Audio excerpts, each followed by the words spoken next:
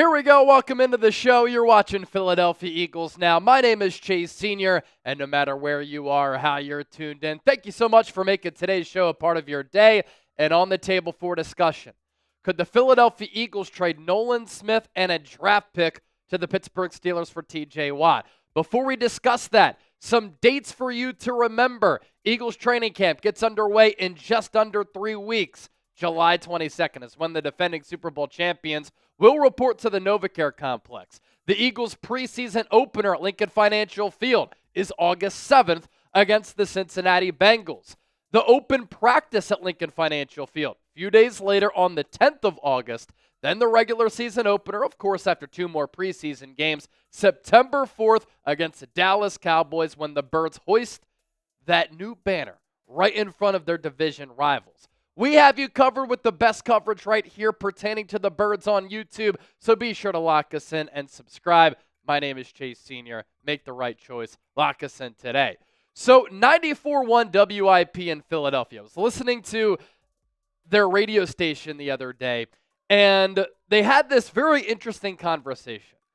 Should the Eagles entertain trading young edge rusher Nolan Smith and a draft pick for TJ Watt? And so the midday show, Joe Giglio, former Eagle Hugh Douglas, they posted this question on X, and 61.6% of the people said no. The Eagles should not trade Nolan Smith and a late-round pick for TJ Watt. As you can see, the tweet picked up nearly 17,000 views, and a little more than 3,000 people voted on that poll. Then Andrew Filipponi, who covers the Steelers and is a radio host in Pittsburgh, tweeted this out yesterday on Tuesday. Hypothetical trade. Steelers trade TJ Watt to the Eagles for Nolan Smith and a third-round pick. Philadelphia has the Jets' third-round selection in addition to their own. And Filipponi said, I would do this, and it doesn't seem far-fetched for either team. So you have the Philadelphia perspective on WIP, the flagship station, which airs all of the Eagles games with Merrill Reese and Mike Quick. Then you also have the Steelers perspective and Andrew Filipponi. This is surprising to me that somebody who understands the pulse of Pittsburgh, who covers the Steelers, and hosts a radio show in this Steel City would be willing to give up TJ Watt on a team that has Super Bowl aspirations and has made a bunch of win-now moves for Nolan Smith and a third-round pick.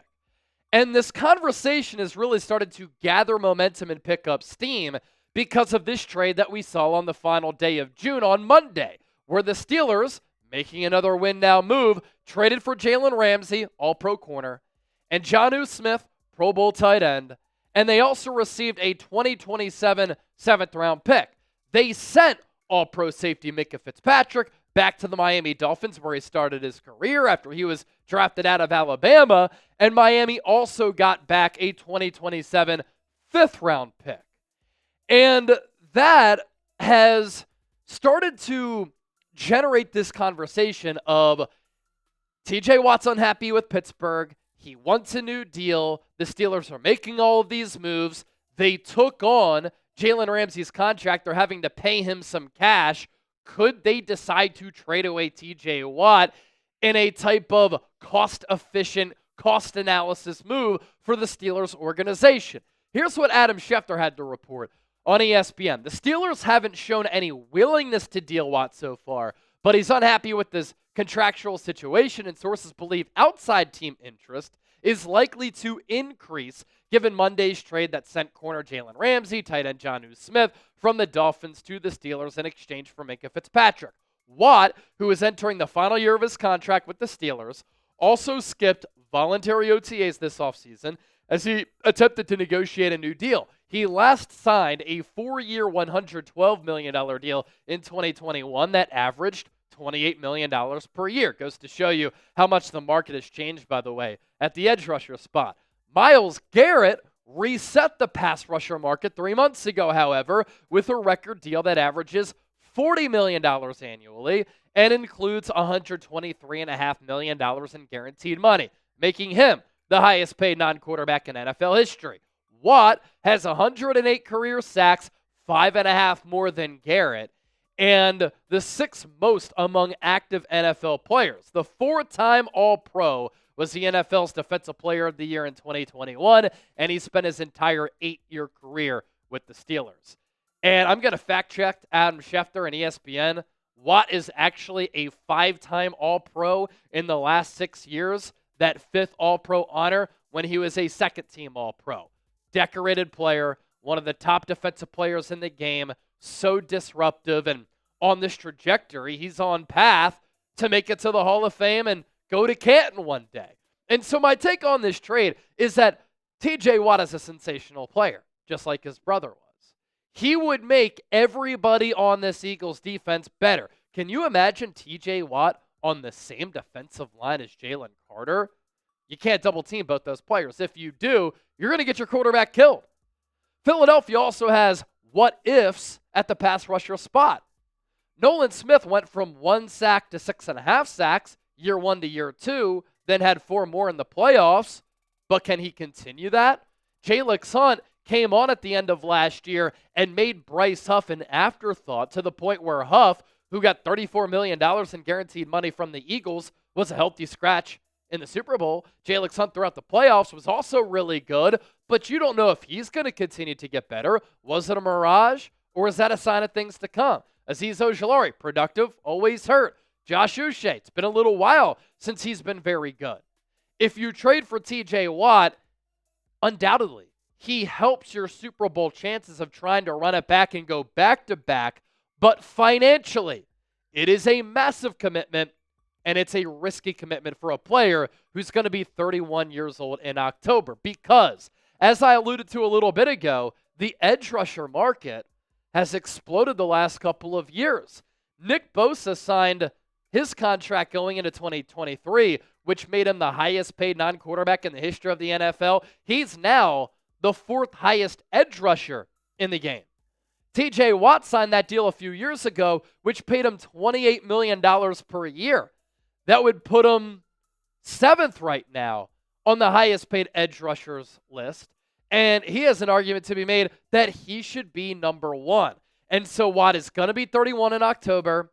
He's been banged up a little bit throughout his career, although he's played through a lot of those injuries, and he could very well demand a deal that makes him the highest paid non-quarterback in the history of football. And yes, he might be elite for the next 3 years, but there are a lot of risks that come with that. And all of the moves that the Eagles have made this offseason has pointed to them wanting to stay young and cost-efficient on the defensive side of the football. So with that, I pop up today's poll question, 94 WIP talking about it. It's at the forefront of the conversations that are happening on Pittsburgh sports radio. Would you trade Nolan Smith and a 3rd-round pick for TJ Watt? Type D for deal, N for no deal. Let me know your thoughts down in the comment section right now. I do want to plug this phenomenal deal. Thanks to our friends at Fanatics. These Eagles Super Bowl shirts, limited time only, more than 50% off. Not long ago, they were $40. They have now been marked down all the way to $18. All types of different sizes available. All you have to do, use that link down below, chatsports.com/SB shirt. That'll take you to Fanatics. Fanatics will know that Chat Sports sent you. These are the same shirts that the Eagles were wearing on the field, in the locker room, and during the parade after they dump trucked and shellacked the Kansas City Chiefs in Super Bowl 59. We move forward on today's show. Speaking of what Howie Roseman has wanted to do with this Eagles defense, Philadelphia has the cheapest defense in the NFL going into the 2025 season. Philadelphia is spending under $65 million on their defense this year. The Steelers, on the other hand, are spending $115+ million more than Philadelphia. That could increase if they pay TJ Watt. Obviously, Philadelphia's number would go up if they pay TJ Watt. Of note, he has no more guaranteed money left either on the final year of his contract. Now, Watt's numbers in 2024, maybe the best pass rusher in the game. Some people might say Myles Garrett. I would, but there's an argument to be made and had that Watt is a better player than Myles Garrett. Overall PFF grade, 92.2 in 2024. 3rd among 211 edge rushers. His pass rush grade, 90.1. 6th. Best run defender at the defensive end spot, 91.4 first. By the way, he also is a stand-up pass rusher that fits what Vic Fangio wants from his edge rushers. Watt was 23rd in pressures with 53. He did have 11 sacks, but the dominance on display here. As for Nolan Smith, he's not the player that TJ Watt is, but I do have some fascinating numbers that we're about to relate to you. And the jump from year 1 to year 2 was very impressive for Nolan Smith. He's young, he's twitchy, he's athletic, he has burst, he has bend. And I think that last year was an indication of the player who he's developing into, the player who the Eagles envision him being when they drafted him 30th overall out of Georgia. Overall PFF grade, 76.1. That was 27th at the position. Pass rush grade, 70.2. Very good. He, too, also good against the run, 77.6. Plays so physical for his size, too. He had 6.5 sacks. That was 33rd. He had 21 hurries. That was 59th. 31 pressures, 57th. He had 18 stops. That was 59th. But his pass rush snaps, 277, that ranks 70th.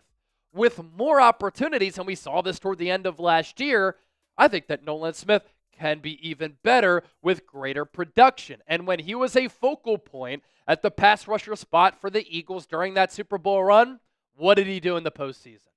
4 sacks, number 1 in the NFL. This also might surprise you. Nolan Smith had a higher rate of high-quality sacks per pass rush last year than TJ Watt. So there's no doubt you're getting the better player in TJ Watt. But Nolan Smith on this trajectory and what he's going to cost you doesn't compare to the $40 million perhaps that Watt is going to get potentially. And so keeping the cost-controlled young player who will cost you much less might be the better move for Philadelphia. And with Brandon Graham retiring, when the Eagles took Smith out of Georgia, a lot of the talk was he reminds a lot of people of BG, always smiling, always upbeat, always positive. I've interviewed Nolan Smith a couple times. I can say he has that type of influence on others and his teammates. He has that type of contagious personality. And so when you lose Jason Kelce, Fletcher Cox, Brandon Graham in consecutive years, you need to start developing leaders and captains inside your locker room. Nolan Smith is becoming that type of player, and so it would be an emotional loss for Philadelphia as well. But man, you give up a third-round pick, you're still in a good spot with your 2026 draft compensation. Eagles have their own first, they have their own second, they have 2 thirds, that aforementioned third from the Jets. They have another projected compensatory pick third because of Milton Williams signing with the Patriots. They have 2 fourths. They have a 5th, which can become a 4th in the Bryce Huff trade. And then look at all these 5ths potentially from Atlanta, from Houston, their own, maybe another compensatory pick, and a 7th-round pick as well. So if the Eagles wanted to get this deal done, they have the player capital, they have the draft capital. It's all in the hands of Howie Roseman. Be sure to give me a follow on X and Instagram. In addition to always talking about the birds here on YouTube, I'm always talking birds on my social media pages at Chase_Senior.